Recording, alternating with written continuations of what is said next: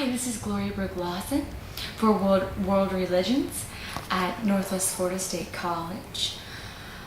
I will be studying the Catholic faith. There's a lot of different rituals and things that they do that as a Christian I'm not that aware of. So I would like to dig in deep and understand more, and I'm excited for this journey. God bless y'all. My name is Maria Morikis. I've been a Catholic all my life. My mother was Catholic and my father was a Protestant but became Catholic when they got married, and I've been a Catholic since I was baptized. My religious experience probably go back to after my mother's death, which has been almost 19 years ago in June. She passed away in Italy in the same home she had been born in. And she probably wouldn't have passed if God had have given her just a second to say, I still have to be with my children, because she loved her children so much. Yeah. And but since she's passed away, there's things that I've asked her specifically, and she has never left me. And that's why I always feel like, because she has never left me, just only in death, only sleeping with the Lord, that she's still in my heart. Can you explain some of them? I sure can. When I was a little girl, we were in Italy for 2 years with my family. And I had gone to visit on the Adriatic side of Italy. There's a person that was called Padre Pio. And Padre Pio was alive when I was a little girl back from 59 through 61. And I visited his church. And now he's become a saint. And he had stigmatas, and when I was a little girl, when I saw him say the Mass, I saw him bleed from his hands, and I thought to myself, what can this be? This man is in so much pain, because when I had blood coming from my hands or my knees, or when I was a little girl, there was always pain behind it, and I know how much he suffered. And he suffered like Jesus suffered on the cross with these stigmatas. And now he is a saint, and a lot of people pray to him for help in their lives, because he was such a big part of their lives, especially the people of Italy. Other people that I've met around the world have also had this just love for him, and love for Pope John Paul, that just passed away a few years back, because he became a saint so fast, because he had kindness and goodness and love in his heart, and the love that he showed everybody when he was Pope, and the kindness he gave to the children just showed you that he had saint qualities, and he became a saint very fast. There's little Teresa's, the Saint Teresa.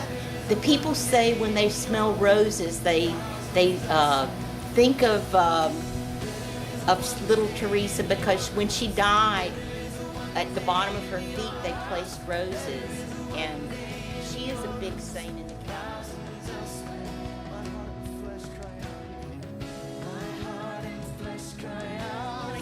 I can explain a lot about Mary in our church. Yes. And I think that is the one thing that a lot of people think, that we worship Mary, that we pray to her. Yes, we pray to her because she was the Mother of God. I mean, we all know that.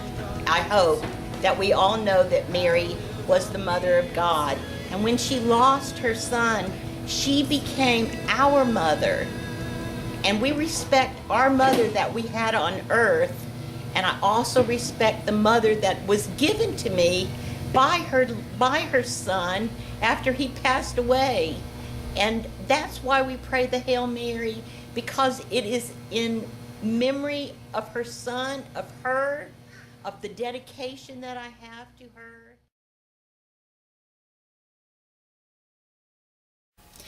It is approximately 8:51 and we are here at the Catholic Church, Corpus Christi, here in Destin, Florida. Let's go check it out.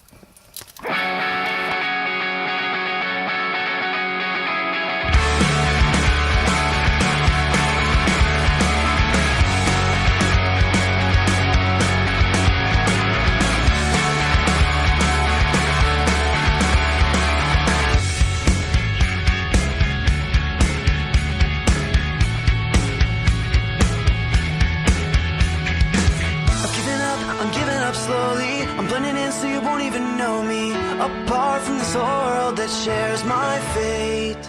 This one last bullet you mentioned, it's my one last shot at redemption. 'Cause I know to live you must give your life away. And I've been housing all this doubt and insecurity, and I've been locked inside that house. All the while you hold the key, and I've been dying to get out. And that might be the death of me. And even though there's no way of knowing where to go, I promise I'm going, because I gotta get out of here. I'm stuck inside this rut that I fell into by mistake. I gotta get out of here. And I'm begging you, I'm begging you, I'm begging you to be my escape. Giving up, I'm doing this alone now. And this is Gloria signing out. I'm at the Catholic Church, and my experience was, it's very traditional. It's very personal. We got to talk to the priest, and he talked to us today about how that there's just been some evil spread about money, and how it's not necessarily about money when they ask for it, that it all simmers down to them just needing food to eat in general, and others needing food to eat. It was really, really interesting today. When they sing, they usually sing pretty mellow tone, monotoned. But it was very, very fascinating. I also received this book. It's I think it's like a prayer book, prayer for communion, antiphon, prayer for the offering, things like that. It's very organized. It's very set in what you should do. I'm a non-denominational Christian. I've always, believed to pray whatever's on your heart, and then, and I do believe they do that. There's just a lot of things that are sometimes sad things, but it was wonderful. It's been eye-opening, because I never really dug that much into Catholicism, and I'm thankful for this presentation, and I am thankful for this class. So thank you guys for challenging me. You guys have a wonderful rest of y'all's lives. All right, God bless you.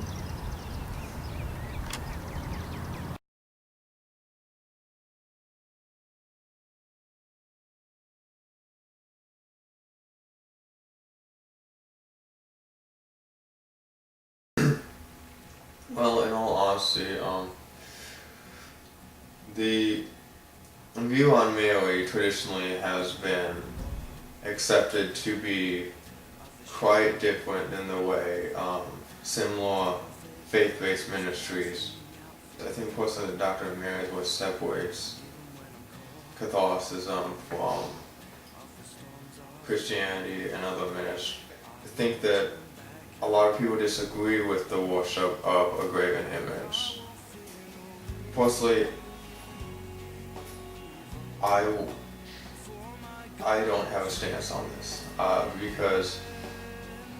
but after studying the traditional aspect of Mary, I would assume the position of saying I would not bow or pray to the statue of Mary as I would Christ, because traditionally, traditional Catholicism taught that Mary had what was called Immaculate Conception. What Immaculate Conception is when she was born without original sin, and which differs from mortal sin.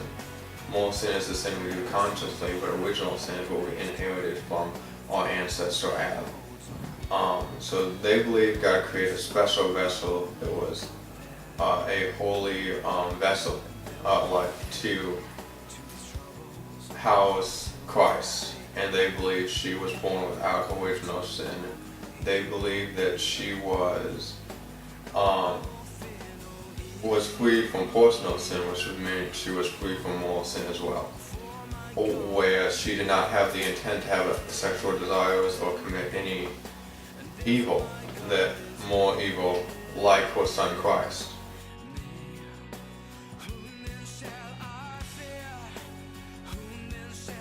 Well, that's a good question. In all honesty, I really don't know what every bead means of the rosary, but as I said in the earlier portion of my segment, two of my very best friends from childhood and elementary school age. Down the street where I grew up, Mama used to send me over with things. We struck a friendship up. It's been a few long summers.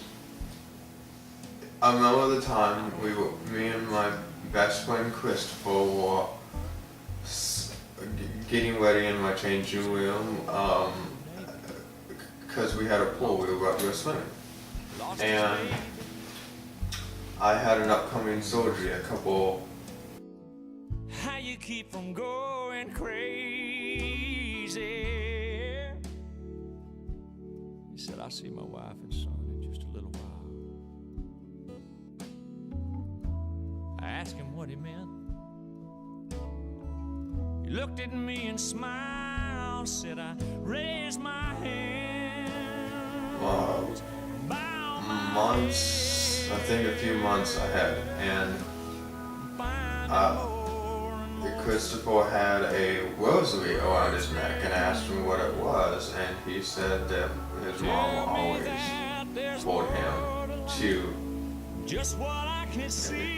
try to teach him the rosary prayer. He never learned it, but she said that to keep this for you on you, to give you courage, and he gave it to me, and said just that he wishes that it gives me courage throughout my surgeries and any other trials I might have to undergo within my life. And I have carried it with me throughout every surgery, and it's gone in surgical room with me and been handed back to me in a plastic bag afterwards. It's hung on the inside of my door for many years, since I got it when I was 9 years old. So I'm almost 26 now, so, due respect, I'll do the math. But it's very special in my heart. But to answer your question, to me,